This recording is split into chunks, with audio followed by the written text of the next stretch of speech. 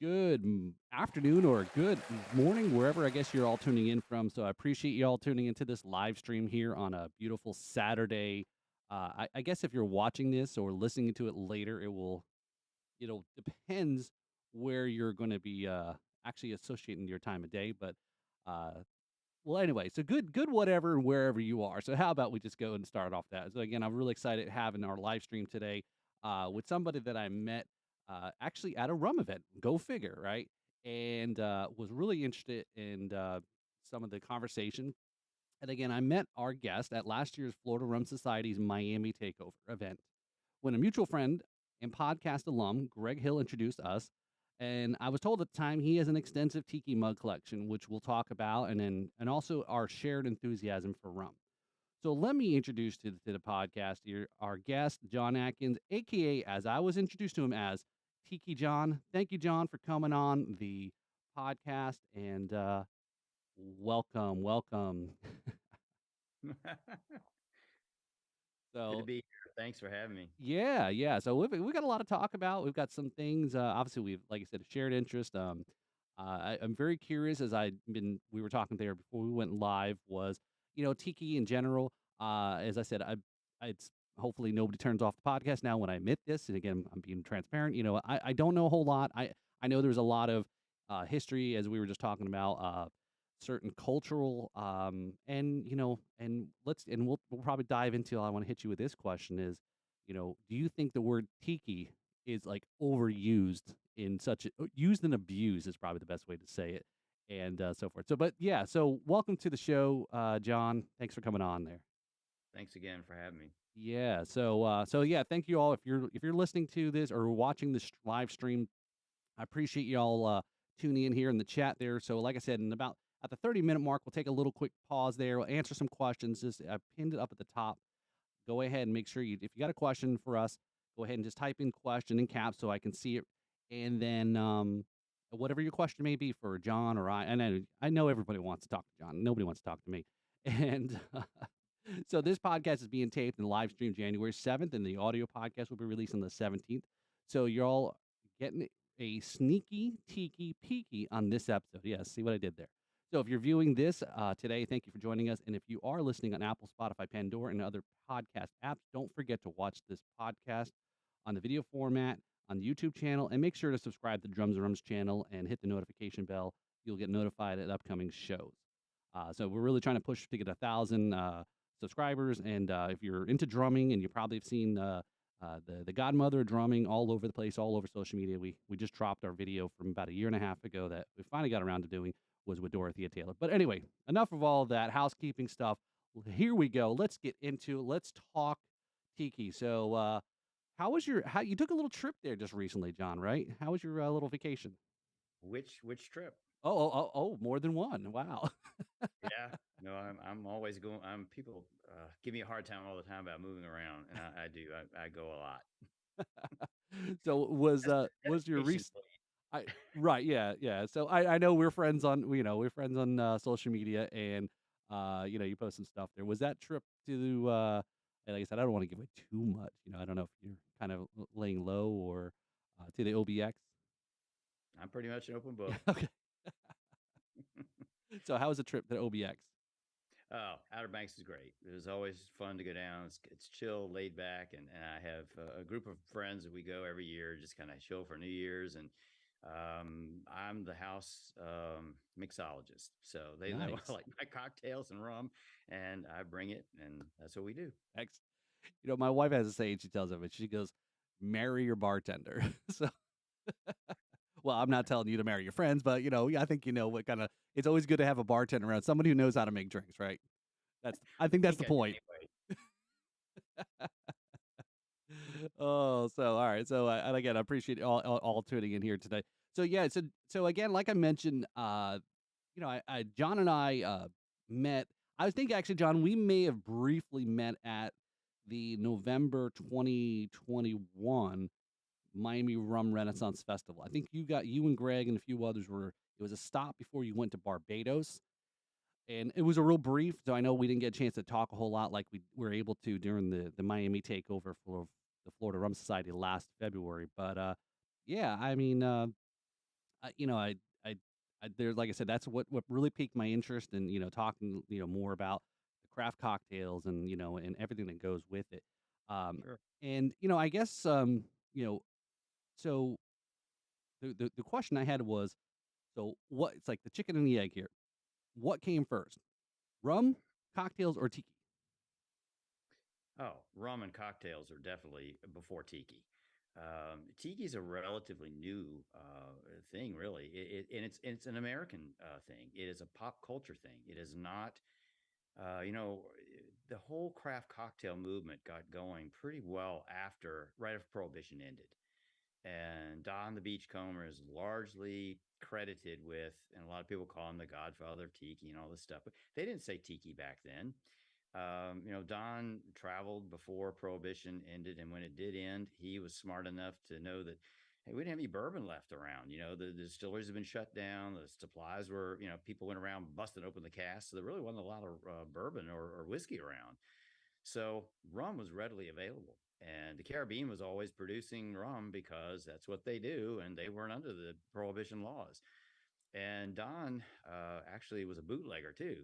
He smuggled stuff in during Prohibition, but once it got lifted, he was crafty enough to pull together. He used to work in Hollywood as a with movies and so forth, and so he bought up a bunch of props from movies and things from Hollywood, and decorated his first bar there in Hollywood with all this tropical stuff that he bought and traveled with, and he used rums that were readily available. Unfortunately, those rums don't exist today, and that's been a challenge for craft cocktails. So, what we know as tiki today really came about in the late 40s, 50s, 60s. It was a real genre as people started getting into escapism. Tourism and things became more affordable during Don's early days. He was still in the Depression in the 30s, and rum was inexpensive. And so there was a lot there that he had to work with Mm, in creating these great cocktails. His most famous one being the zombie. And so definitely the craft cocktails were around way before anybody's thank called them tiki. And his idea was he wanted to give escapism, and that's what he was providing. And he was smart at it. He had to serve food in his bars too. So he would use Cantonese cuisine, which was not really rare, but it wasn't a mainstream thing back then, and everybody thought, ooh, this is exotic. The first poo poo platters are there, and they've got flames and all this kind of cool stuff. And but everybody, I think the greatest um, you know, form of flattery is imitation. right. So you have people like Vic Bergeron come along with, to create Trader Vic's. And before you know it, they've got, even Don, they had restaurants all over the country and around, and people started just scabbing onto it. You had, Steve Crane had the Luau in Beverly Hills and the Kontiki and all these great old restaurants and bars came up. And the name tiki actually comes from Moray culture. So it is an island culture, and that's where that comes from.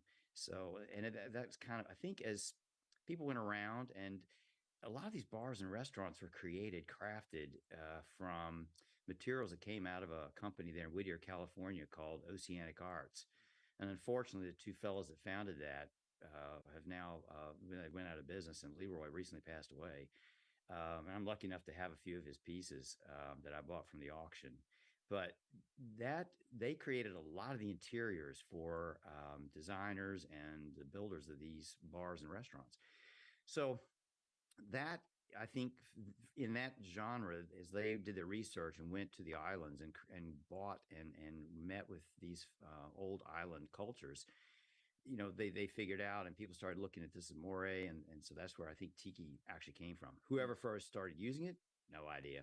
So so Dawn was probably, as you said, it was more of an American what it is today, amalgamating of the rums, the escapism, Polynesian, travel, being somewhere else, and but yet it wasn't excuse me, wasn't necessarily, you know, uh, the cultural per se, but yet it just kind of stumbled that way, I guess, into because that's where you travel, you're gonna see those things. You're not gonna see things here in the it's like go to Disney and going to the drive around through the safari. You're not gonna see that here because Yeah. that's something that's somewhere in another part of the world, right? And a lot of it was concentrated in Florida and in Southern California. And if you think about it, those were vacation destinations. And I think what probably happened is it lent itself to people that were able to travel once things started opening up, prosperity returned to the country. The 40s, 50s, people took road trips, they drive places, and eventually they started flying places once it became more affordable. Back in the 30s, that was an elitist thing. You flying would have been impractical for most people to go to places like Hawaii or the islands in the South Pacific. So those things, I think, lend themselves to those developments in those parts of the world. So if you look at the best ones that were in there, most of them are in California and in Southern Florida. Then, as Vic Bergeron and Don opened restaurants, they exported this to all over the country. They had a place in Chicago, and eventually it went worldwide. To this day, well, just recently, Trader Vic's closed in London, but they had them all over. I've been to the one in Tokyo. I've been to the one in London, and so it left our borders, so to speak. Right. So that's interesting. We actually had something original, you mean? Yes, we did. And Yep. and and But you yeah, and that kinda came to mind is, of course, I know there's lots of great, uh, bars, that and I'm, again, being very transparent and honest here, with everybody is, I don't know, I haven't really experienced and I haven't really sought out, right? Um, and again, that's maybe shame on me, and again, it's a section of, again, I know it's drums and rums, and obviously this is tiki is associated, with drum or rums, and yeah, sometimes there's actually drums, actually, and but, like you said, I don't know. I don't know. Well, I guess you can immerse yourself if you live in the dead ass cold of, and there's actually a place, and we'll probably make the references in Chicago during that time where you would have to go to those warmer climates where it makes sense because it's warmer here all year round. So it is, well, yeah, I live in it's a tropical climate here in South Florida. So you're going to get the closest to it. But yet, I don't know if you can really make that same, being in a colder climate because you just don't get the full effect, but there are tiki bars today, right, like Three Dots and a Dash. That's you see, like, I at least know of places, so I haven't been, but but I have know of places. well, they're in Yeah, Canada. I mean, right. they're all over the place. So you've got Shameful Tiki up in Canada. So, but the idea is, again, it's escapism. Mm, So you open the doors and you walk through those doors, and it could be middle of the day, and they're pitch dark, very dark, and meant to be soothing. And that was one thing that Don said. Hey, if you can't make it to paradise, I'll bring it to you. And that's where this all comes from. And I think it's interesting that the Caribbean connection, there's nothing tiki in the Caribbean really, Right. other than we use the rum as the base spirit, and that comes from the craft cocktail movement that Don started. And Yeah. so those drinks, a lot of them do call for rums. There are other tiki drinks though that use mezcal. They use bourbon, so it's not just rum. And The I other thing just is the sweetness. People right, that one really kills me. It's like, oh, right. I don't like rum because it's too sweet. Right, yeah, and that's I know that's what we all we all try to work on as enthusiasts to educate, and, I know part of we could talk a little bit about the Rumelier, and I know you're a master Rumelier, is education, right? Is most people to your Right. point is, "Oh, I don't like rum," or somebody says, "Oh, I had whatever the spirit was, and I had really bad hangover from it." It's like, yeah, it was probably purely sugared up rum, and you probably like anything. Yeah. Now, You got yeah, and I had Matt Petrie on, and the cocktail wonk. I'm sure everyone who's in the chat and listening, knows who Matt is, and he was on the episode already. And and that was something I was like I didn't know when I was flipping through the book and uh or one of his books. Let's classify that because I do want to ask you about the new one. sure. And but yeah, I was flipping through it. I said, "Wow, okay, so I don't know shit." you know, there's Scotch tiki recipes. There's all these again. Okay, That's right. there's a misnomer that I had uh, and so forth. So, yeah, that's really cool, and find it funny, you hit a good nail in the head there is I was thinking when you were describing, say, the Caribbean and tiki are 2 different worlds, but yet they're so thrown in there. Right. And well, like we say, rum in general, there's no rules. So I guess it just goes with everything else, right? Well, there are a few rules. Depends on what True. country you're talking That's about. true. Yes, that's true. Yes. Yeah. Jamaica, Yeah. Martinique, they've all got some pretty stiff, rules. Yeah. And, there are a lot of countries, a lot of places are trying now to get more of that in place because there are, I mean, let's face it, in every industry, there are bad apples out there. And, one thing that we're also a new organization has been formed, you may not be aware of, is the Rum Consumers Alliance, and we've formed a group, and it's not to gather the groups together and make one group nationally, but it is a one way for groups that are independent groups to share information and come up and be a common voice and to help get the word out about transparency. And what we want to see is rum brands. We're not going to chastise somebody because they put color in or they put sugar in or they change the rum somehow. But our goal is to just tell us, let us know, because as I'm making a cocktail, I might not want a sweet rum. I might not want a spiced rum because I'll add my own spices, my own flavors. And so when I'm making a cocktail and crafting them, I have it in my head what I'm going to use Mm. and how it's going to come together. So that's the purpose of the group, is to work toward that. And we are newly formed. We've only been in place for about a year now. Right. But that's coming on board. So again, we want to help producers be transparent with what they're doing. Right. And I always think of it as, coming in and still learning so much and asking questions, um, is because I guess I equate to, I guess trying to finally figuring out where I maybe sit in what I've been doing for the last few years, talking to people like yourself or talking to distillers and or brands or, whatever that falls in along the line there.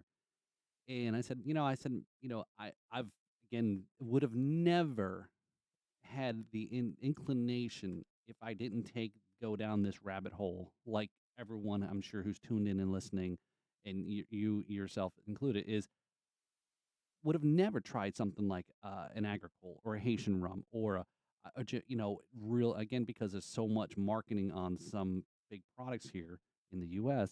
that it drowns out a lot of other things. Again, everyone's in business, everyone's making money, and so on and so forth. But I think that's one thing, John. Is it's I think it's this is really important because as more people are more conscious of what they put in their body, put a label. I mean, all the labeling that goes on every other product in this country with things and to let you know what's inside. Why not do the same with spirits? It's particularly for us in rum. Uh, Mhm. but, it's like for me, I think about it as we're try to, I'm okay wanting to be in the shallow end of the pool. Let's call it that, right? Is come in the shallow end. I know you're drinking certain rums that are start with a B or CM or, something of that nature, which is fine, But are you interested? You want to try something a little bit more, right? And yeah, that's what I always considered is like, I'm in the shallow end trying to get people in nobody cannonballing in the deep end yet, right? And here, try some Clarin that's gonna blow your mind because you've never had anything like that because your palate is already very I would assume, right, is most people here in the US that aren't consider themselves where's my air quotes? I wanna get in the camera here. uh, rum enthusiasts, they probably are mostly accustomed to drinking molasses-based rum than really anything else. True. But and that brings up you opened the rabbit hole. So here we go. And one thing that bugs me is color, and I get this all the time. People ask me, and I'll get text message from friends. They're standing at a liquor store and they're asking me, "What's a good gold rum? What's a good dark rum? What's a Right. good Right. white rum?" And I have to ask them a question: What are you doing with it? And there are rums that are excellent for sipping. Some are excellent for sipping and mixing. Some I really I don't care for them neat. I prefer I would use them for a cocktail. So there are rums out there for everyone. Mhm. And if you like rums on the sweeter or spice side, there are some great sippers out there that you can use. They're not my favorites, but that's just my opinion, and I'm not going to judge you for something that you like. Right. I will. Again, it threads right back to knowing what you drink, knowing what's in the bottle. Otherwise, I don't care if it's a $20 bottle or a $200 bottle. Um, I've had some $200 bottles that I don't care for, and I've had some $20 bottles that man I use them all the time. So, color and cost have nothing to do with anything. I want to know what's in the bottle, how old it is, who the distillers are, what they're doing, how are they aging it, what barrels they're using. So I ask a lot of pointed questions. And so for the average person out there, this is where if we can get some labeling and some transparency, they can't always go to the distillers. They can't talk to the master blenders. And I've been to a number of distilleries, and that's what I do. I talk to them, find out what they're doing, if they'll tell me, because some of the things they won't tell you because they're proprietary. But I think if we can give them enough information for transparency, it'll help people and help the spirit in general because people will buy more. It kills me when I'm staying in a liquor store and I see people and they don't know what they're. It doesn't matter what aisle they're in. It could be rum, it could be bourbon, it could be, and they're just like deer in the headlights. And unfortunately, I think much like wine, they buy off of what's on a label or maybe what marketing campaign they last saw. And it's a shame. And I've helped some people standing in there, and I said, "Well, what do you want this for? You doing a punch? You making something neat? You sipping something?" And I'll direct them to something. And I usually get a big thank you from people because they it helped them. Right. And In I know a lot of our people do too. They're in the rum clubs and societies. I know they do. All of us do that. right. You see somebody, right, is in right, you try to engage and try to not be over, uh sometimes, yeah, I'm sure some of us could probably try to be helpful and then maybe go to, Yeah, "Let me tell you about this, the process," and they're like, "Okay, I'm just here to buy some booze, all right, leave." yeah. You Leave know, me alone. now I do know it is tricky, the marketing, the appearance, and again, there's always a lot of that, don't but judge a book by its cover, and, it can go both ways. I think, it's, um I know most of us, and I know in the at least in, at least in the Florida Rum Society, the live chats or the happy hours that we do, there are some distillers that do join in, and I know when the Royal Rum Society FRS or, Royal Rum Society, happy hour monthly, uh, same thing, I know there's some distillers that do join in, but I think sometimes I wonder, maybe with that transparency, and I'm sure if there's something that looks gimmicky, I know it will probably the lesser the enthusiast, I think, and I'm being very generalizing here, and I could be wrong, that the lesser enthusiast may pick substance or not. I got to back. Yeah, I think you know what I mean. What's on the shelf versus maybe what's in it. There's been some that I've seen that's like, well, okay, that caught my eye, and I gave it a try, and it's one of those you don't know until you try it, right? Unless somebody who's been in there and has had drank all those many bottles on a shelf, right?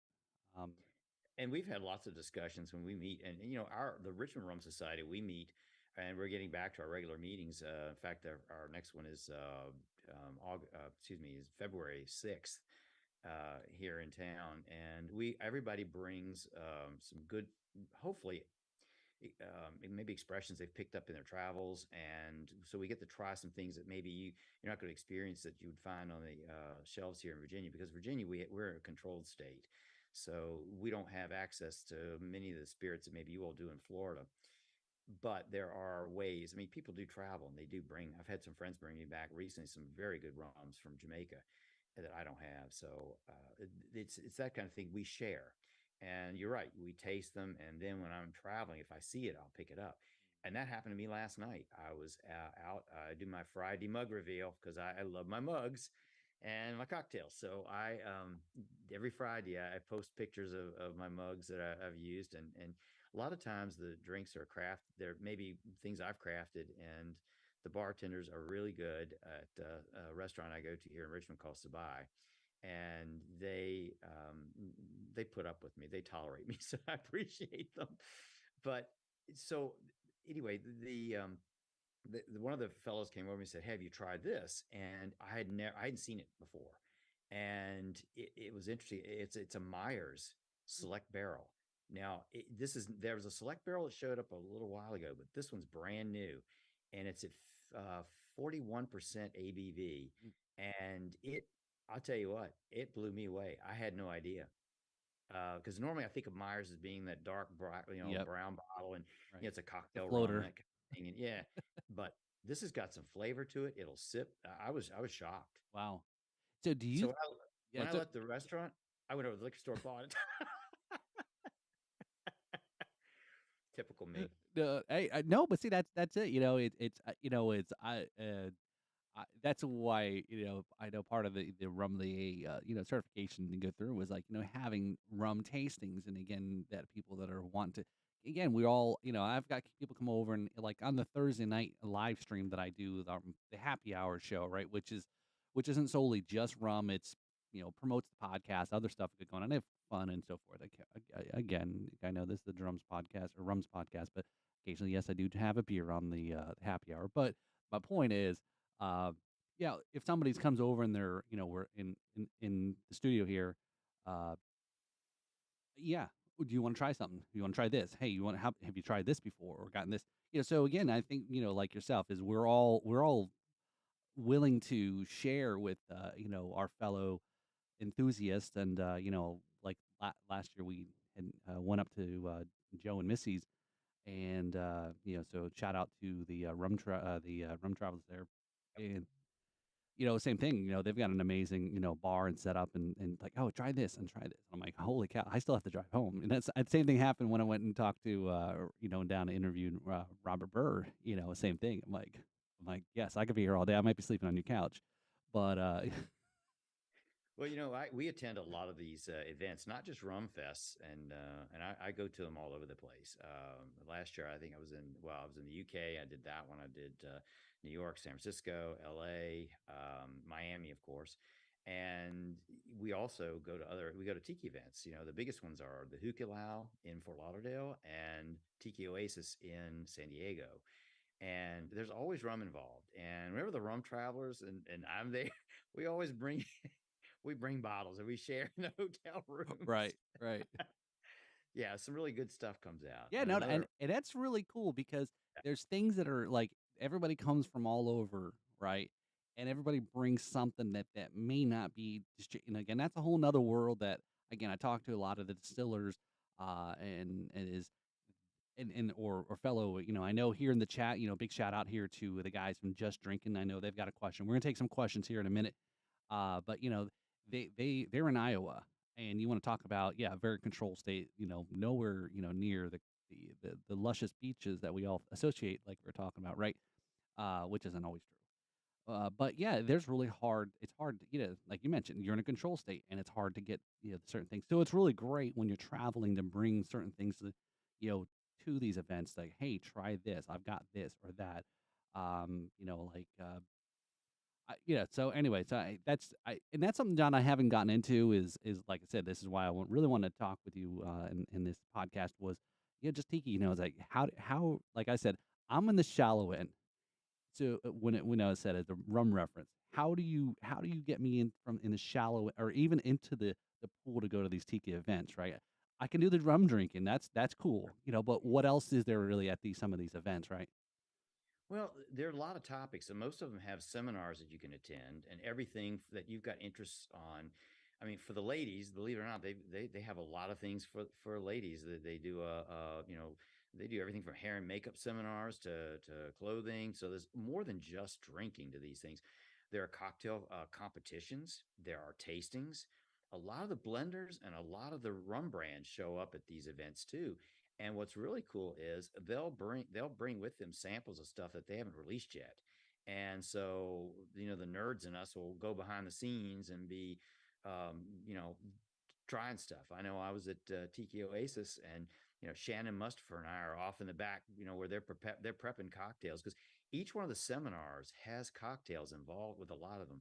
They'll come in, they talk to the folks who were there from Undertow, and so their mixologists are there, and they're talking about the rums that they're using, and then their rum brands, and so we're all in there talking. So Shannon and I snuck off in the back. She wanted me to try a rum that she was actually working with. It's Myrtle Banks, and it's a rum that actually got her name on the label now because it's a one that they're doing. They haven't released it yet, and there are some bottles out in the wild. I won't mention any where one bottle in Richmond is, but there are, it's that kind of thing we do. So if you're into in the rum, it may not be labeled a rum event, but trust me, a lot of rum runs through those events. And we get Uh, people like Ian Burrell comes and does $1,000 rum tasting, which is it is hysterical. He's entertaining as it is along. Plus, you get to try some really great rums. He brought some from Europe that we don't get here. right. Some guys came in from London and they had a bottle of Cuban rum with them, Mm, and so you get to taste some things that you're really not going to get easily here. that's And I recommend going to those events. mm, Plus, the other big thing always I come away with, I always have new contacts and networking. Man, that is what you really come away with from those events. mm, It's awesome. I okay. have friends around the world now, and they're rum people, and we'll help each other get things. So it's important to make those connections. Yeah. Okay. No, I think you sold me. And again, I know there's a lot here, as we said, in Florida. The events, some on the West Coast and some on the East Coast here as well. And I know we'll talk a little bit about, especially I know the Mai Kai. I know that's the holy grail for those think about it. But let's go ahead and real quick. We got some questions here. I know there's so which is cool. I appreciate everybody jumping in here. So I'm just going to scroll up real quick here, look to make sure I don't miss any uh, questions here. First question up, John. And this is from Mike, our good friend Mike from the Florida Rum Society there, Dvorak. And any plans to slash are they going to be auctioning off TV London decor? I have not heard. Okay. I the last thing I got was that they were going to try to reopen in, I think, another location. Now, I don't know whether it's in another hotel or if it's in another standalone location. But I think there's a movement. I think there was an online petition that was pretty well. A lot of information, a lot of people signed that thing to keep the place open, but it's just I think the Hilton wants to renovate. And tell you the truth, the bar last time I was there, it's a little shop worn. So if they strip it out and replenish it somewhere else, that'll happen. But let's see what happens. I'll keep my ear to the ground, and I'll be certainly letting you know, Mike, if I find out something. Okay. And then it just dawned on me, and stupid me. I just again, I'm just a a reading a podcast monkey. I'm just reading what's put in front of me, and then it dawned on me. It's like, oh, he meant Trader Vic. Sorry. Yeah, Trader So Vic's. yeah. I knew what he meant. I knew what he meant. All right, so we got another question here from Just Drinking. Again, our buddies there. They've got weekly rum reviews, and so big shout out there. They help us also do promoting of our channel and as well as theirs. Check out their channel. Wednesday night live stream. Also, they talk and have some good fun. So, the question was, I love this conversation. Okay, and the question was, how do we join the alliance? So that you're referencing the Rum Alliance, the Consumer Alliance, right? Well, first of all, it's a membership of groups. So the Richmond Rum Society, the Florida Rum Society, there's 10 of us right now that we're kind of a core beginning group. And what we want to do, we're still in the organizational standpoint. We're going to have a meeting next week, as a matter of fact, to finalize the bylaws. You can go to the website now and you can follow there's a link there where you can sign up to follow. So if you have a rum group who is out there and having active meetings and have got an active membership, there's a form there you would fill out. Just it's a very brief, kind of like a survey form where you'd fill in a little bit about your club and what your goals are and so forth, and you submit that, and then we will work up and invite clubs to join. We want to grow. We want to add clubs, and I've had discussions with the folks out in California bring in some of those. This is largely right now East Coast, Midwest. We haven't gone too far west, We want to, we would love to get this, we want to grow this, but we started out with a very small core just to get things organized. So there is a link on the website, and if you just Google Rum Consumer Alliance, it should come up. All right. So I just put the link there in the chat, Perfect. rumconsumeralliance.com. Yeah. So easy. Make it Perfect. easy for you guys. All right. So we got one more question before we'll get back into it. There's from Sean. Also, thanks for tuning in, Sean. He's one of our regulars. Is that Myers the one rested in rye barrels? I'd have to go look at it. I've looked at it briefly last night, and I think I know the one you're talking about, and I don't think that's it. But this is different. I think maybe on the break I'll run back there and grab a bottle and check it. Okay. All right. Awesome. All right. He said, yep. So just drinking said, awesome. We are on it. Appreciate it. All right. So yeah, so we were just talking there about the tiki places there and the Mai Kai. Again, it's been registered right as the historic landmark, I believe, because I'd heard that that was causing some of the permitting issues to try to kind of renovate, and then it's a whole different set of rules when it comes to that kind of stuff, right? What they're doing is when there's part of the renovations, they've got a very, very large parking area in the back, but it's not conducive. The way they want to reconfigure the entrance. And the problem is there's a small building there on one side of it called the Bora Bora building, and it was damaged really badly in, I think, 2005. And they haven't used it in years. And the building literally is rotting. I mean, it's falling apart. I don't know how you'd even preserve it.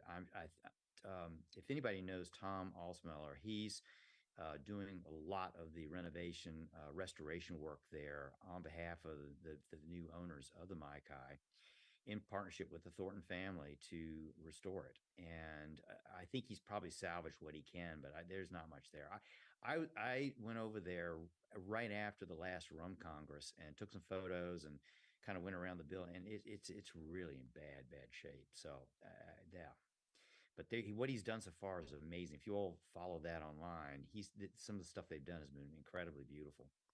Yeah, it's we've the last 15 years is we've had our share of storms and things in the West Coast or East, all over really in Florida. Yeah, And I know the last couple here in the last few years have been not very kind to, well, and I can definitely understand, and for those that where again being a historic location, different rules when you've got to preserve certain things, some of the codes now, and especially I'm sure with with the tragedy at Surfside in Miami with the building collapse happened in my oh geez, almost 2 years ago now, and there's a lot that's going on, and just the few storms that we had this year really caused some concerns in the Central Florida area because they have been beaten a couple times with the erosion and storms and the waves and really eroding out some of that stuff. So totally get it, and it is Florida, so it is a brutal, brutal climate yeah. when it comes to that stuff. Well, but you've also got to remember the Maikai was built in 1956, and it was cost at that time about $3 million. That's a huge sum back in the 50s. And but it's largely untouched since I think they had a major renovation in the 70s. But after that, there's nothing much been done with it. And tiki restaurants and bars kind of fell out of favor in the 70s because I'm sorry, I call it the disco era. It came in, I was in college then, and drinking, our patterns socially changed. It went, craft cocktails kind of fell by the wayside. A lot of these old recipes and things that's how I got into rum, was trying to recreate some of these old recipes. And so what happened is that, they went to soda guns. And so we have soda gun and vodka, cranberry. It was just this real quick. And I understand from a business perspective, you got to turn those drinks and unfortunately we lost that beauty of the craft cocktail. Mugs, glassware, all that stuff went out the window. And so restaurants like the Mai Kai, it's amazing they even survived. And the fact that they had their Polynesian show is probably one of the reasons when tourists were there, it probably kept the doors open. But just even recent history, I was there and they had trash bags lining the ceilings to cordon the water from the leaking roof. A building like that takes a lot of maintenance. So this is long overdue what they're doing, and I applaud them. This is just a mammoth undertaking. and millions of dollars. I mean, millions of dollars. You've But definitely it's gonna be spectacular when it's open. It's gone. When it's going. It's going to be awesome. yeah, especially nowadays. Yeah, like I said, if it was a lot of money then, it's gonna be just as much, now. And and especially in the middle of a pandemic, most of it they were trying to start that up, and yeah, so you've financing. This is pretty much almost a love, a passion thing, and out of the love, and there's a lot of nostalgia, like you said. There's talking with and again, this is one of the things that I need to get out more. I need to stop. I need to take a break. Wait, I did take a break for December, but I need to get out more and go down to why am I drawing a blank? The Reef Bar, where they've got the mermaid show, right? And Oh yeah, the rec the bar. Rec Bar, yeah. Oh, yeah, at the The B Resort. and, I haven't been there. Well, I don't know, maybe we can sneak up there when we're down in that next month, which we're gonna talk about in a second here. But yeah, we had, Marina on last March, more for her taiko drumming stuff, and, I said, "Well, I wanna come down and see the show," right? Because it's another historic kinda thing, that's been around a long time. The mermaid shows that everyone came to Florida for, like you said, in the '50s, that there was all these things and references, and, I think it was actually I think that same hotel was filmed part of the Where the Boys Are, or there was some movie, I don't know, back in the '50s or '60s, but there Yeah, was a it's been reference. around a while. It's Yeah, been various hotels too. yeah, Yeah. yeah. But Uh, she'd worked at the she told me, or mentioned it one time. She worked at the Maikai, and she goes, that was like the holy, the thing where where it's all definitely all at. yeah, the rec bar needs some help with his bar program. I'll tell you that though. They, So I like her show and I love her, but man, those drinks there, I can't do it. maybe we'll stop by and Several have a people conversation. just I'm sorry. That would be critical on some things, but that's yeah. Right. Anyway, So, enough said. all right, fair enough, fair enough. So yeah, let's talk the mugs here. So, Mhm. um, I know I saw you, like we were down in February. You made a stop, and I know I've already seen you post that that you're looking forward to next month, for the new mug from. Okay, so how is it? I think I've heard it meant pronounced 100 different ways already. How do you say? I don't even want to say it because I'm going to say it wrong, but the first place we went to during the takeover last year, is it Esotico? Is it Asadico? Is it I don't know. Sadako. Exotico. Okay. Okay. So, And it's his speakeasy. And the name on the back of the mug is not, it doesn't say Sadako. It says Kahana, something like that. yep. And I've been in the space when I was down there during the, I was the Rum Congress or who, I'm down there so often that I always go to Daniela's place. And he took me back over there, and we have to go through this back way, almost to the kitchen to get there. It's a speakeasy. You can't get there from the outside, and it's a really cool space. It wasn't decorated when I was there; it was still under construction, but I could see the space. It's not a real big spot, but it's Mhm. pretty cool. Is it about the same size as Swizzle? That little private area that we went to. Oh, no, it's bigger than that, and the Okay. ceilings are higher. Thank goodness. Yeah, it was a little claustrophobic. A little Yeah, tight. here it is, February 2021, and the whole reason that came about that event was because the Miami Rum Congress got moved a month. We all couldn't go because of spring break for the kids and whatnot.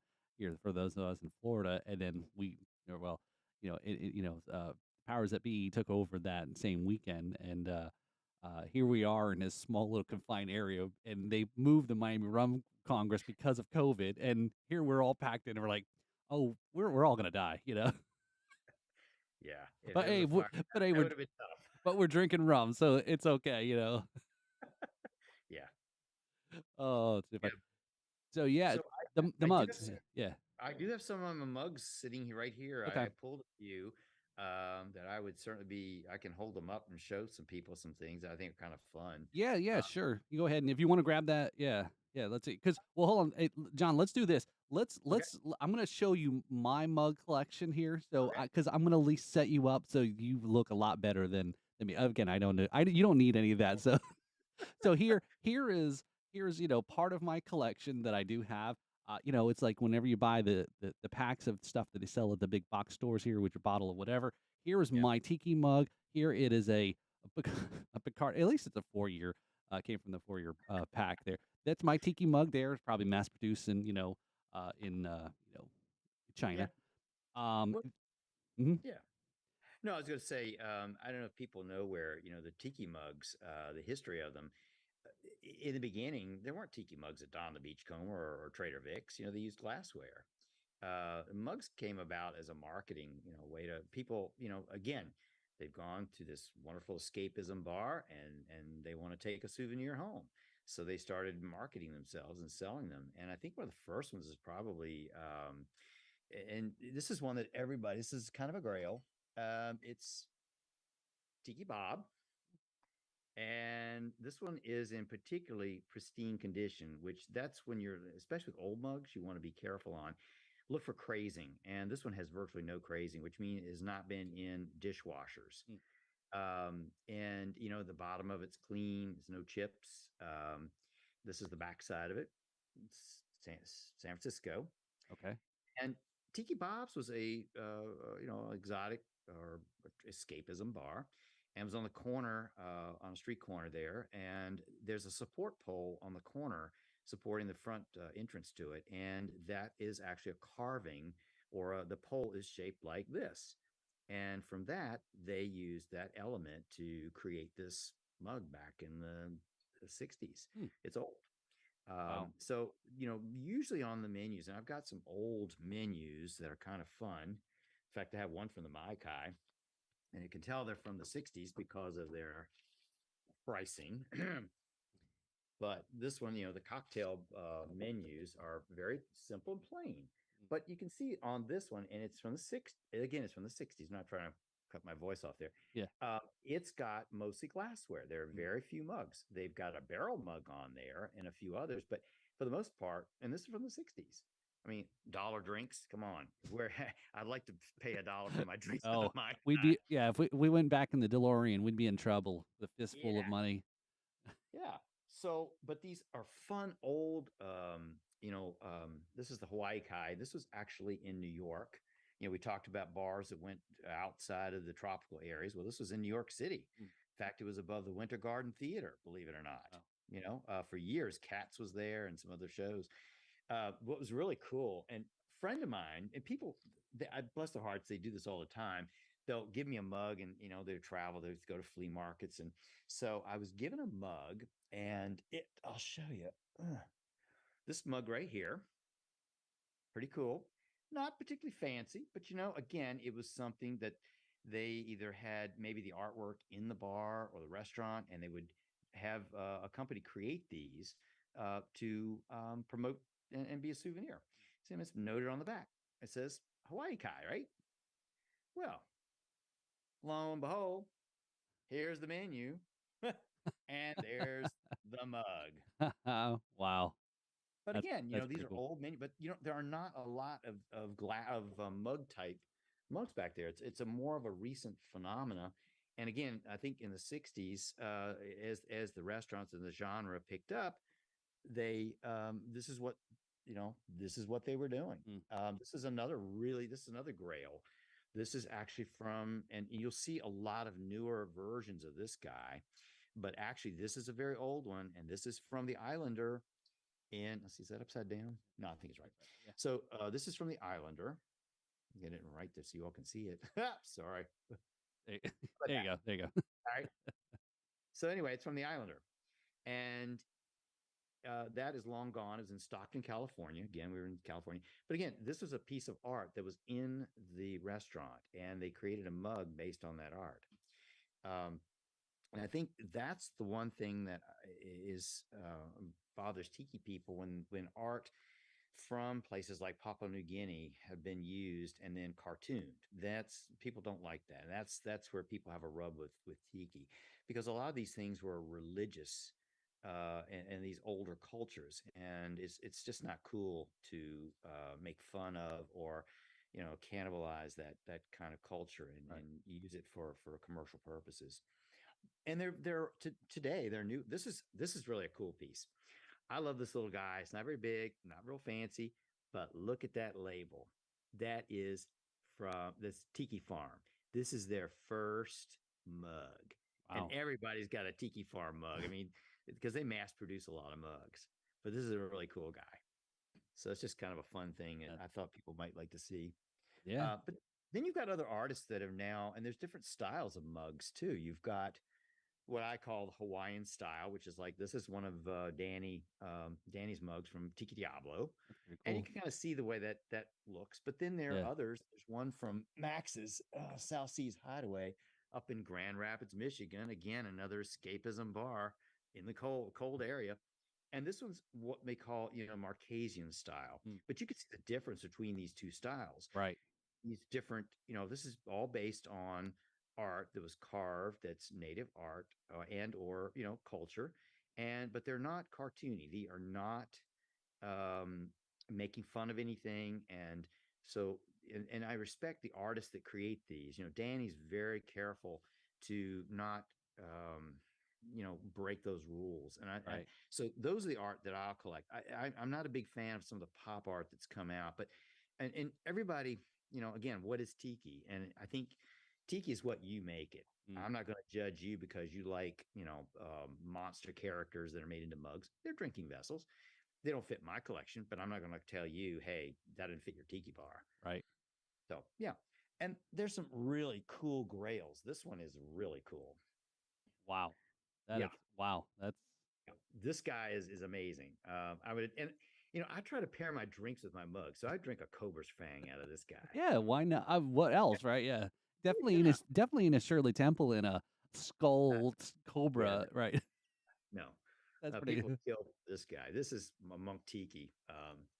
And there's just so many great artists out there that Right. make mugs. Gecko is one of my favorites out of Hawaii. And for him, this is a mug. Wow. You can see it's got a big, just big square Yeah. mug. And what it is he salvaged beams from a cultural center in Honolulu when they tore it down. And he saved the beams and started making carvings. I'm lucky enough to have one of his carvings, but he also has made some mugs similar. This is ceramic, but it looks like a piece of wood because it's square. Yep. And so, but again, he is respectful of the culture, and this to me is very, very important.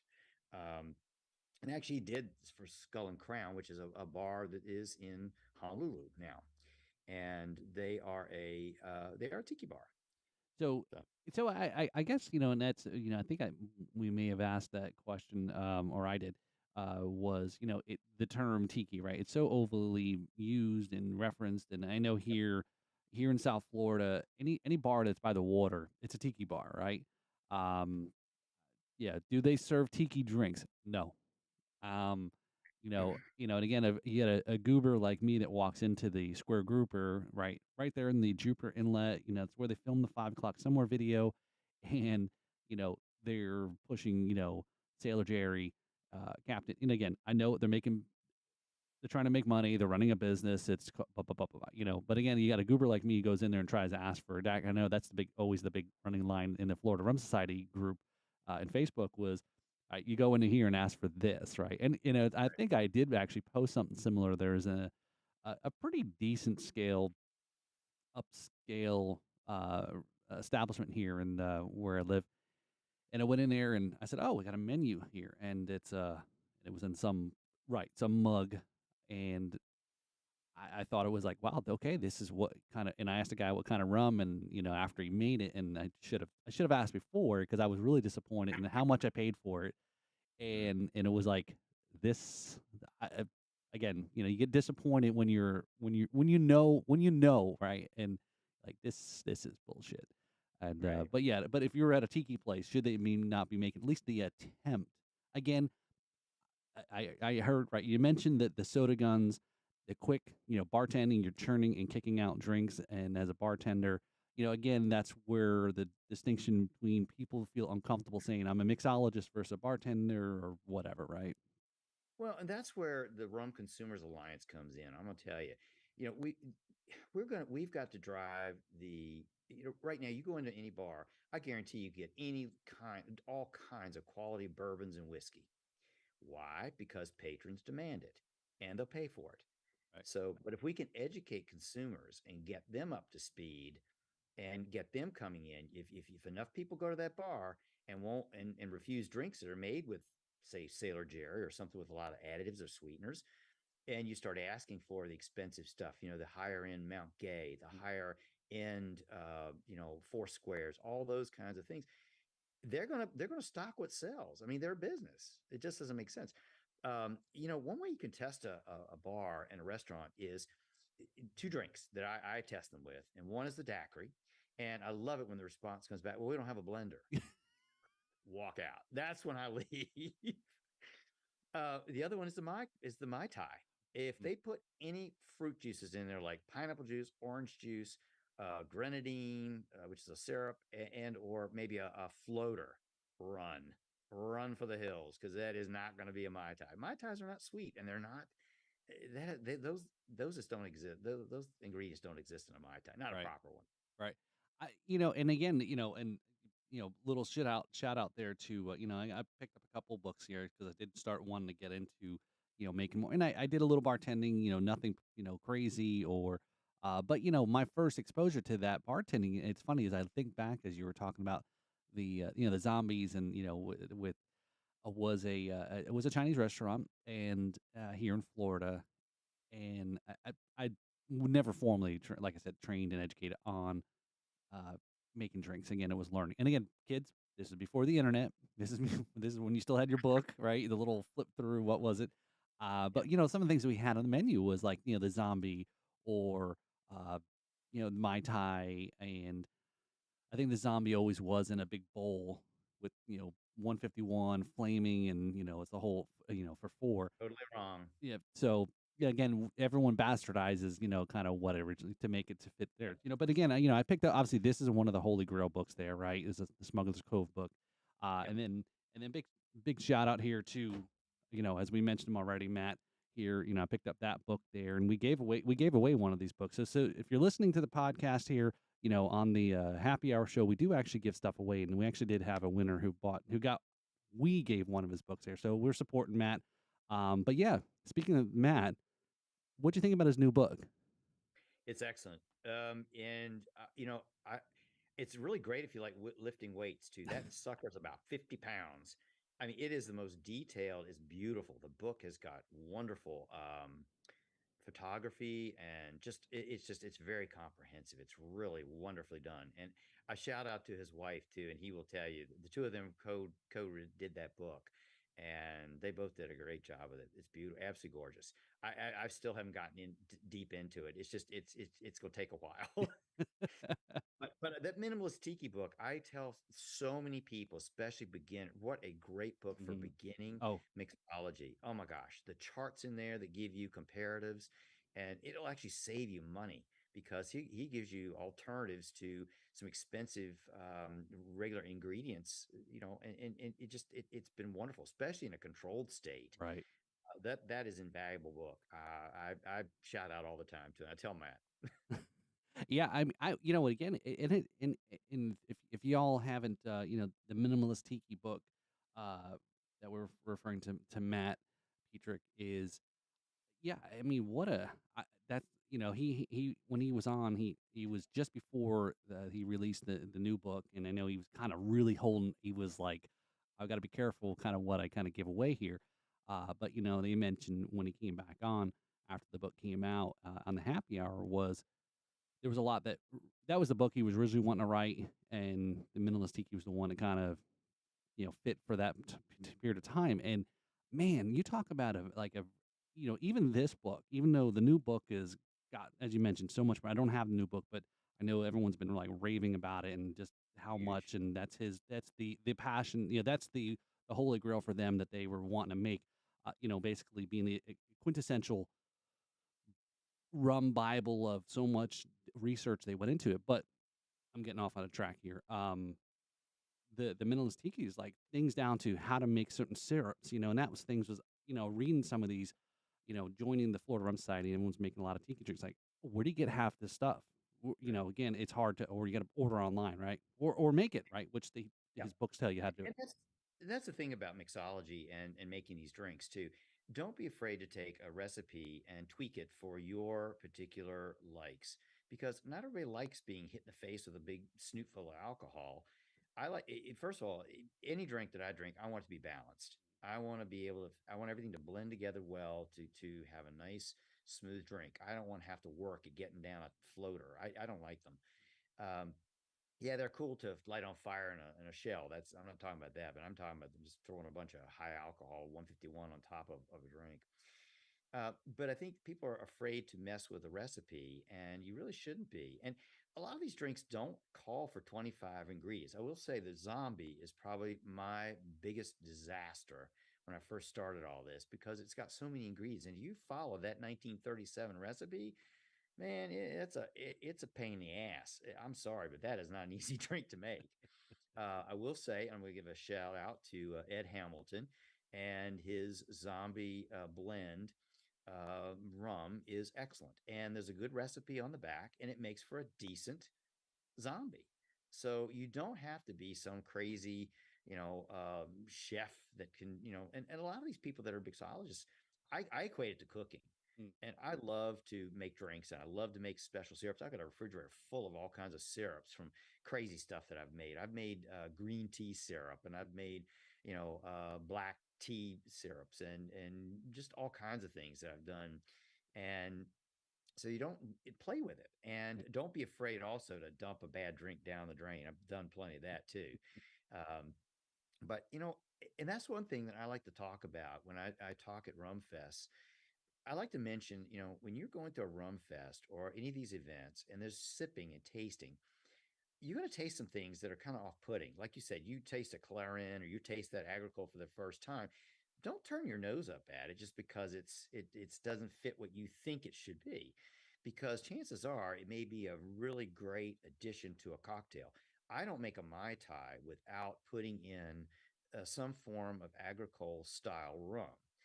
Whether it's a Martinique True Agricole or another one from Hawaii that is in the same style. It's not an agricole as the AOC dictates, but it is then that made with fresh cane juice.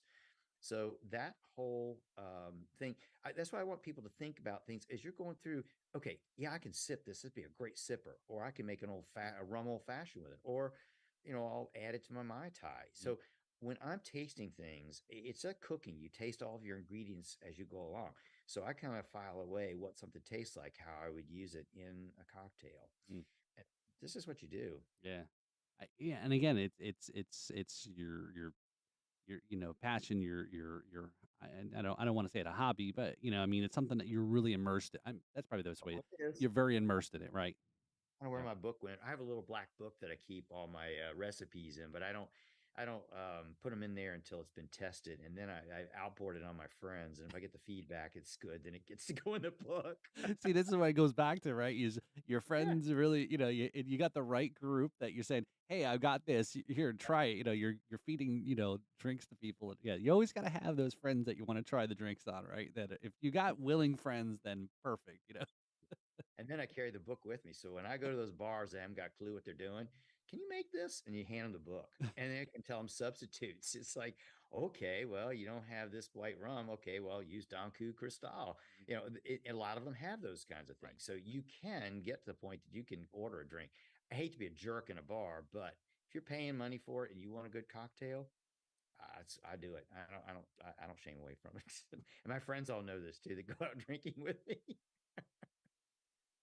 So yeah, it's funny the daiquiri comparison because that is actually a really good one. And I've done it, and I was on a kick for a little bit last year about going into places and asking for it. And same thing was again, there's a place right here, was on the water. It's got a pool. I mean, it's the place that we take people to say who are, visiting the area, who want to feel the Florida, what it's like to live in paradise, as we always say, is right on the water. You've seen all the boats, traffic go by. There's a pool. There's, music. And I mean, it's a beautiful, especially when it's not before the thunderstorms come in the afternoon. But I said to the kid, said, "All right." Again, a lot of these places they're not trained, right? They don't slinging beer and quick drinks and so forth. Right. And again, high volume and so. So I asked, I said, "All right, hey, can I have a daiquiri?" They go, "Oh, we don't have the machine or whatever it was." I said, "No, no, no, no, no." I said, "I didn't say frozen daiquiri. I said a daiquiri. Yeah. 3 ingredients." They're like, "What?" I go, all it is rum, simple syrup, and lime." Oh, I didn't. Yeah. Oh, that's it. Yep. yeah, that's it. Now, like you said, how good of a bartender are you really shows how if you can make that sometimes the simplest things are the hardest things. And you And can screw it up if yep, you don't use fresh lime juice, yeah, if you use the wrong syrup balance, and also which rum are you putting in there? yep. My favorite rum is the Santa Ana from Oh, the Hacienda Santa Ana. It's an overproof Puerto Rican rum, which is very rare. That is not culturally what they do there. And to me, it's got the perfect balance of salinity and it's a rock star when it comes to making a daiquiri, in my opinion. yeah, cocktail making, yeah, it's definitely fun. It's like I said, it's great to have the stuff and then try things out on it. So, I have um, to show you this one though. This I have to bring up my bowl. I mean, this is just this is like a grail of grails. Everybody wants this guy. This is holy cow! the I Lava bowl that Danny made, Tiki Diablo, and it's based on well loosely. I mean, it's a Pixar short that was done called I Lava, and so this is a 10-minute. You can Google it. It'll come up the little thing anyway. Bowl drinks are interesting because they're so big and they take a lot of they are harder to craft in a small individual portion. And I've had and the other ones are, we mentioned the frozen drinks. I crafted up a frozen daiquiri for a machine. It's totally done differently than what you do in a glass. The proportions and just keeping that stuff in check. It's hard, very Mm, hard, harder than I thought it would be. right, depending on the size, right? Not going to be anymore. Yeah, when you try to upsize for a larger capacity, yeah, it can I know it's Yeah. challenging. So, Well, ar certain drinks do allow you to batch them, and you can right. batch them in advance. It's not that hard to do. So, John, so I know we talked a little bit about, so you've got a couple events coming up here, and I know we kind of hinted a little bit about it. Um, coming down to the Miami Rum Conference in February. Are you speaking at this one? No, Okay. I'm not scheduled to be. Okay. Not that I know of at this point. As of right now. Not that I know of. So yeah, so we gotta meet up and catch up next month. I can't believe it's already here. It's like, wow, it's moving quick. And then a big Yeah, one coming up that that's I know it's a yearly thing for the Royal Rum Society is the trips you guys do in November, and this year it's paired up with the Florida Rum Society as well, and that thing correct. sold out pretty damn quick, right? Yep, yep. So We're on our way to Jamaica. yeah, so I know Greg was hitting me up last year, and I was like, oh man, we're still in hurricane season, and my day job is revolves around, some of those things, that's all I'll say, but I said, "Man, I would really love to go," but I just couldn't, with the Yeah. chance of it having to get canceled and so forth, which would've been a bummer, but yeah, no, that's good, that's awesome, and again, we're like you said about the tiki events, you're around l like-minded people, a lot of people have already know each other, you're spending time, with, basically family almost at this point, right? Yeah, it is. And when why we go to the Hukalau and there are always new people, they're always welcome. And I always go out of my way to make sure that they're engaged because I think that's where people really enjoy, you invite them to sit at your table and, share drinks with them. They're it's a very open group of people. And as big as Tiki Oasis is, that thing attracts several thousand people. It's huge, and it's just it's like you say, people treat each other like family. It's really nice. They make sure people have seats. They make sure that older folks can get around. It's really nice. People look out for each other, and we do share a little rum, Little a little bit. little. All right, so I didn't see any other questions here in the chat, but we can definitely Okay. come back around to it. I was Um, going to mhm, mention a yeah, few things. yeah, If anybody, this is a book. If you can find one, I highly recommend it. It's Sven Kirsten's Big Book of Tiki. I think this one's out of print, but there are copies of it around. But it's awesome. It's a great book, and I was also going to show people. This is kind of a preview. I'm working on my own personal tiki bar. This is a drawing I did of the bar itself and what it'll look like okay, once I get it developed. very Uh, cool. yeah. So it's just Yeah, fun. And what I was going to mention to people is, I get this comment all the time. We see it chat groups too about what is tiki, or maybe they're considering buying a piece of art or something they've seen at a thrift store, and they put on the first thing you do is type on the, in the chat, is this tiki? Well, then you get these people start hopping on you and saying, well, it's not tiki. It's if it's tiki to you, then it's tiki. Um, just be aware of, cultural, misappropriation. Mm, And what I tell people is, with my bar, I'm doing a theme, and some people get all wound up and say that nautical is not tiki. Well, I like nautical, and you think about it, rum gets here somewhere from the Caribbean. It has to come in on ships. Um, so in a lot of like the Mai Kai, there's the whole Molokai bar is totally shipped theme. The new bar, if you will get a chance to get to New York and go to, and I'm gonna give them a shout out because it's one of my faves, is the Sunken Harbor mm. in Brooklyn. It is amazing. It looks like a pirate ship sunk underwater, and it's absolutely stunning. Oh, wow. So I say to people, if you're having trouble and can't figure out what to do, and you don't want, you walk in these great bars like False Idol out in San Diego, and Martin Cate's place in San Francisco, Smuggler's Cove, and of course the Mai Kai and Max's up in Grand Rapids. These places you pull and you say, "Oh man, I wish I could have something like this at home." Well, you can. All you got to do is come up with a theme. If you want nautical, if you want tropical, you want Polynesian, I would study, maybe look and see what some of the art books look like from some of the islands, and then just maybe pick a piece of art and then go with that theme and build around it, whether it's a corner in your home or going to be a home bar.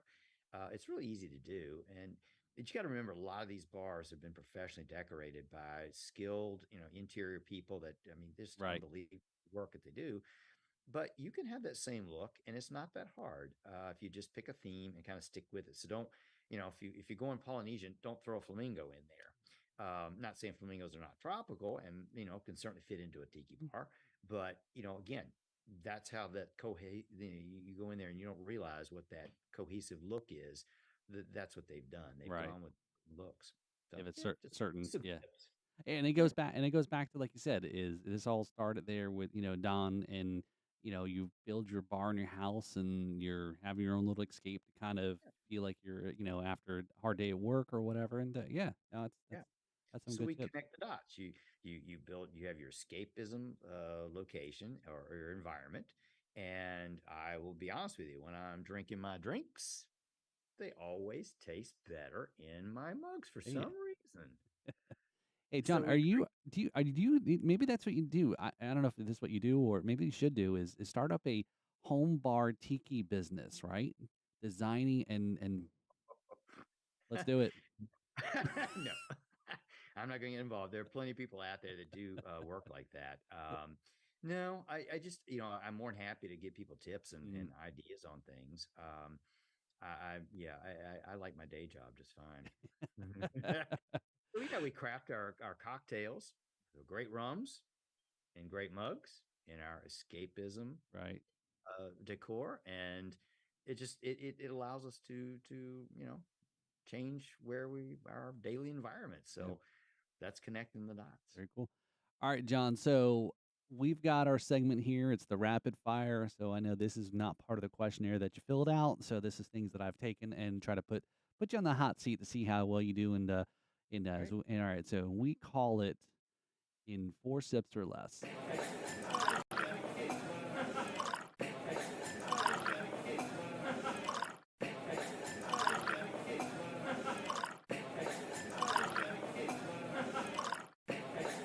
Question here is in 4 sips or less, neat or on ice. Ah, that's a neat. Okay. All right. And I know you're mostly a cocktail guys you mentioned, but again, this is usually what we kind of Oh, see. I sip as well. Yeah. I like good, yeah, good rum. I'm not going to waste good rum in a cocktail. That's what it is. But All I right. will say this: you don't make a good cocktail with bad rum. Very fair enough. That's a yes, good point. So, all right. So in 4 sips or less, what's the most you've paid for a tiki mug? Ooh. Hmm.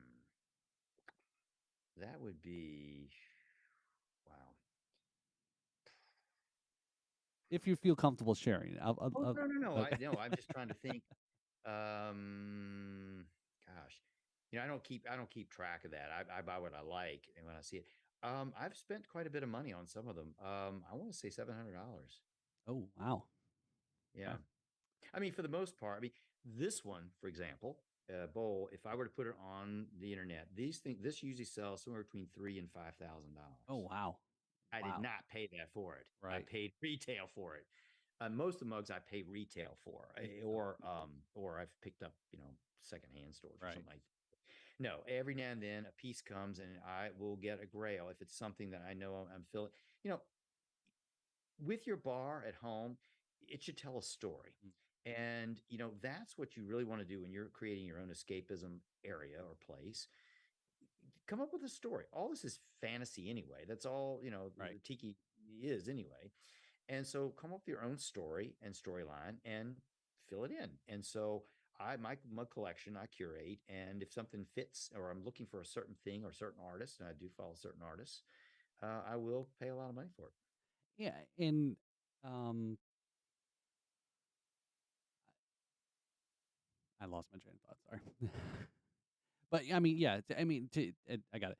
Was it's art, right? You're not seen as a glassware. It is art. It is things that right, right, right. Most of my pieces are signed and numbered. I know the artists. I particularly follow what Danny does, Tiki Diablo. Um, Tiki Rob out in Maui is a wonderful artist. I love his work.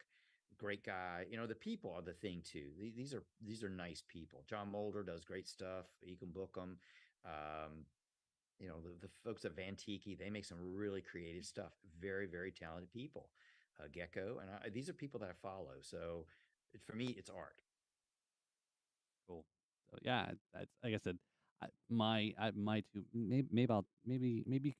maybe you can be my tiki mug whisperer when we're down in Miami next month. All right. So Sure. there we go. So there you go. You heard it first. Can you listen to this? We'll see what trouble that John and I hopefully I know Mike had to drop, but uh Mike is also he was my guardian angel during that weekend last weekend of the FRS because I fell asleep in the cab and who knows if he didn't get help pull me out of the Uber, I would probably lost a few kidneys. They wouldn't have wanted the liver because the liver was probably already slightly used and like all of ours. Yeah. All right, Well, question. I'll tell you, I'm an enabler in rum too, so be careful. Be very careful. You don't want to go to the liquor store with me. All right, question number 3 here. All right, so favorite tiki bar or restaurant? Oh gosh. That's why these are tough. That's why. Oh no, I'm gonna give you my number one's got to be the Mai Kai. Okay. All It right. goes back a long way. I was there as a teenager too. Yep, during spring breaks, Fort Wow. Lauderdale, back in That's the day. I know, right? You think about I always love the fact that, I kinda look back on certain and I got an interesting little tidbit of history here. But yeah, I always love thinking back to things, we were just it was like, some movie was just on, I think Clark Gable was in it, or whoever was in Gone with the Wind, the main lead character. Um, and he was in some movie, and I looked at the caption, the time, the date and time, and it said 1939, and I was like, "Holy cow!" I said, "This movie came out before we entered World War II." I'm always amazed by the timing of things and looking back. And what came to mind here was got sucked into a on the History Channel about I think a show called How Food Made America, and Hmm. the story started out like just post Civil War and through the last through the 20th century. And Yep. one of the things they talked about was I think it was Hershey. So he started off, had this vision, doing all these things, and then when they entered into the war, they started rationing a lot of stuff. Hmm. And he had the foresight to go outside of the U.S. and bought, a plantation sugar farm, whatever, in Cuba, and then was bringing his sugar up into to still actually still make his products. And it's like, wow, it really was fascinating. Again, what we know today about how Cuba and all those things and embargoes, et cetera, it's like, it's all these things and how things were. And that's why I always think history is really important. But anyway, I know I way went tangent off on that one. So No, sorry. and one of the things I'm so lucky that and I'll tell you, I'm only a year younger than the Mai Kai, and my roof leaks too.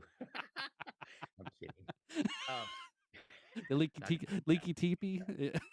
leaky teeth. Yeah. So, but one thing that I did get to do in 1964, I got to go to the 1964 World's Fair in New York. And I'm sorry that we don't have those anymore, but technology doesn't allow for it because technology is old after 6 months.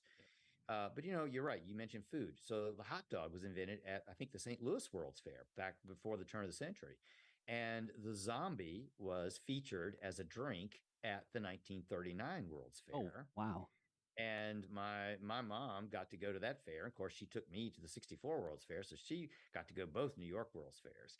So I think those kinds of things are kind of interesting, just fun stuff. Yeah, I mean, again, I think it's always important to look back in history and where you came from or understand and to not make, mistakes going forward or how you came about or how certain things come about. Yeah, and I get Yeah. sucked into such a rabbit hole and stuff like that, and that's why I always am fascinated by it's like I had on, early last year was, Anton, Ristra, who was, the great-great-grandson of Jose Archibald Oh, and who started Havana Club way back, when, and so he was yeah. telling that story about from that family perspective of an actual descendant of how the story and was somebody asked a question the live stream was like w- why didn't they have that foresight to kind of like do what Bacardi did when they kind of Bacardi had also opened up things in Puerto Rico as opposed to being one anyway. So yeah, I always think always history is always fascinating. Love it. Anyway, so there's our there's a tangent Yeah. for the thing rum history. There you go. So all right. So last question here. So since four sips or less, number four, most annoying rum myth. Ugh. Well, yeah, the sweet thing Mm. drives me nuts. Rum is too sweet. I don't like rum because it's sweet. That drives me crazy. It's just not true. And I will give you a rum. I will smack you in the face with a rum. Let me give you some Ray and Nephew, Ooh, overproof. See how you like that's right. That's right. Oh that. man, I didn't know why. I finally tried Ray and Nephew and bought actually some Ting with it. I was like, where's this been all my life, man? This can really this can really put a hurting on you if you're not careful. Yeah. There's some rum brands out there I just absolutely adore. Appleton is absolutely one of my absolute favorites. One of my well rums is Appleton 8 Year. It's just a rock star. I love it. You can make cocktails with it. You'll sip it. You can do anything with it. It's just wonderful. The Mount Gay lineup is awesome. I love these rums. So yeah, so again, that stuff that's coming from the cradle and of No, the right. and it's the Yep. people. It's the Yep. people too. I'll be honest. Rum's a social thing. The distillers, the blenders, the people that are working, even people cut the cane. That it's so important. All those folks go together to bring these products to the market, and we get them, and okay, we got a bottle, and I appreciate what's in the bottle, and I like to share it and educate people, and we talk about rums. And it's a lot of fun. I've ruined so many bourbon people. I've brought them over to the dark side, and they're just oh man, they love it, which I'm glad. It makes me happy. And I like bourbon too, and I like Yeah. tequila mezcal. Right. I'm not a gin or vodka guy, but I Right. do like those spirits. Right. Yeah, and as you mentioned there, and again, I think that's maybe a part that I'm. It's not that I don't appreciate, as you kind of always say, but I think that was really important, as you said. There was, yeah, it's the people. This is something that's still, it's not mass produced like some of the other things that are out there that are called rum. Right. And I think that's a part, John, that I know if Greg was in the chat here, he'd be twisting my arm. Again, I trust me, I'd love to, and I try. We'll eventually get to. But I think that's a part where I missed out is I haven't been on some of those. Maybe we give the plug and the shout outs to the Royal Rum Society. Trips to distilleries that are in the islands there, whether it's been in Barbados. Yeah. Again, I see all the pictures and I'm jealous, right? That's an amazing event. It looks like. Um, And rum is made around the world. It's mhm, not just in the Caribbean. The one thing about American rums, I'm not as big a fan. There's some very good distillers in the U.S. as well. The difficulty that U.S. distillers have is they don't have the rum stocks that some of the places like Appleton have. They've got stocks that go back year. I mean, you can't go back and recreate 80-year-old rum. right. They've got some casks that are that old. and they'll use that as blending as they go along and make. I just like I said, friends brought me back a bottle of their decades rum, which is supposed to be 60 to 80 years old. I have not cracked the bottle. I'm scared to death too because it's one. I'm glad you didn't ask me the question how much I spent on rum. But it's that kind of thing that we don't have in the United States yet. We will get there, Yeah, but it's going to be a long time. right. Privateer up in Massachusetts has a one. They've done a wonderful job and have a lot of good stocks to work with. And the newer producers don't have that yet, but we'll get there. Yeah, and it's funny is that's a great point, and uh, yeah, rum isn't necessarily. It seems like it's new in the U.S. at the moment, but it really isn't. It had just kind of right, kind of quieted and the want, desire, needs, whatever, and then it's kind of starting to kind of come back up to the surface where, yeah, but rum has been around, and I had talked to my dad and I had him on for in a podcast, and was born in Scotland, and he talked about like they drank rum really before like Scotch whiskey or whiskey in general. Was rum was always part of that, that They you still know, do. right. So it's a yeah, so it's a and again the fascinating history of right the foundation of rum, and I want to do a little bit of a segment here, so nobody steal this idea. Is here in Central Florida, there was a big area here that's got the sugar mills, and there's a certain part of there's a very large piece of plot of land that was all part of this big sugar production, and rum was made there, and part of Yeah. McCoy, Bill McCoy's, there's some legacy there from Bill, from this area here. So I'm kind of, again, goes back to the history. I was kind of love listening to some of this stuff and just like, wow, this is really cool to kind of hear this. And if you get out to Hawaii, I'll tell you, they're doing some really interesting things out there. But again, they're growing cane right there. It's local, so they can juice it. They can get things to fermentation quicker than somebody. It's in Massachusetts. So they've got to get, privateer up there's got to buy molasses to get cane juice would be damn near impossible because the stuff starts fermenting the minute it gets cut. So it makes it difficult to do that. But they're doing some really wonderful things out there. They've reinvigorated some old heirloom cane, and it's wonderful to see what they're doing out there. That's we had, and again, I know probably may not be for some, but because it was who it was, my wife and I finally got our hands on, a few years back, was a bottle of Sammy Hagar's Beach Bar rum, Mhm. and we tried it, and it was like, again, not this is many years before where I'm at now, and I'm like, I don't know if I like this, and again, because I never knew at that time with the difference of, like I said, molasses, agricole, and all these other things, and it was like, I don't know if I like this. Is like, we were like, Sammy, we love you, but I don't, but again, it was because it was a different style of than what we were accustomed to, obviously. So Well, again, in marketing and celebrity endorsements, I just stay away from them. And I give Hill a hard time all the time about, you know, fancy bottles. I can't drink the bottle. So I've never understood that in spirits. You got some fancy liquor in the stores, it's in a Baccarat bottle. Great. I'm not going to pay $1,000 for the bottle. What good is that going to do? I've got an empty bottle sit on a shelf. I don't think so. I put it in a plastic bottle, put great rum in a plastic bottle. I'm just as happy. yep. So, all right, all right. I appreciate John. So again, thanks for going through the pain of our rapid fire segment. There, we are going to get you this shirt. If you don't mind, I'll hand deliver to you if you're okay with that.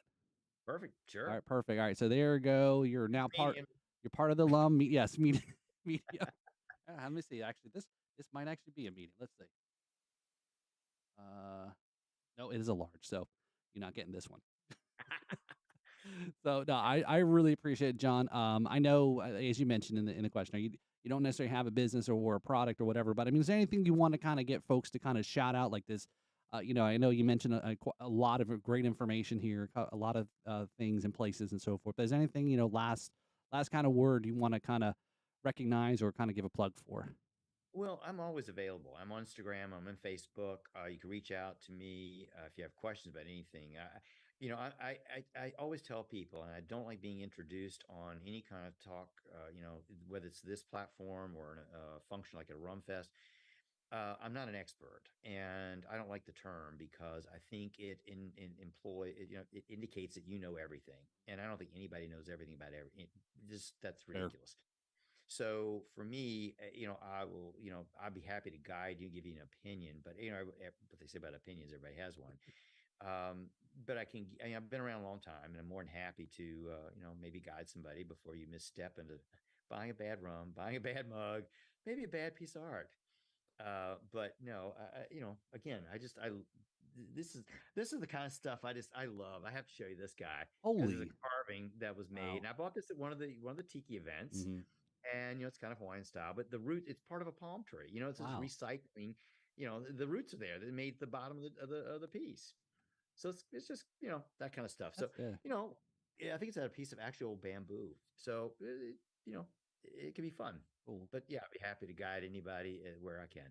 Excellent. There you go. So definitely check them out on social media. We'll include it in the notes there. And Please do. Put me in the chat. yep. With the information. Yep. So yeah, I don't see any other questions there. So definitely, we'll go ahead and start wrapping things up here. So, John, I appreciate taking your time on I know on a Saturday. Like I said, it worked out well because I know football is kind of slowed down for the period of time. I know it's a big weekend actually to finish up the season, and college football is over. So again, I definitely appreciate everybody tuning in too. A lot of great questions. Definitely check out the podcast. So, John, I'd like to thank you for coming on the podcast and talking Not a about problem. tiki rums, all sorts of things. So, everyone, check out the Drums and Rums podcast. Give it a like and follow. Definitely, it is important that if you do give a rating and a review, give us a 5-star rating because those are the things that people do look on. To be honest, that's what advertisers and et cetera look at is the ratings and so forth. Follow us all over on social media, Facebook, et cetera. And subscribe to this YouTube page. Hit the like button if you haven't already. Subscribe and appreciate it Let's though. do it again. Let's have a follow You up. got it. Oh no, we're definitely having a part two. So again, follow the shenanigans next month when we take There you go. over Miami again. So our Yeah. Instagram. So all right, John and everybody, thanks for tuning in here. So this is Paul. This is where Mahalo.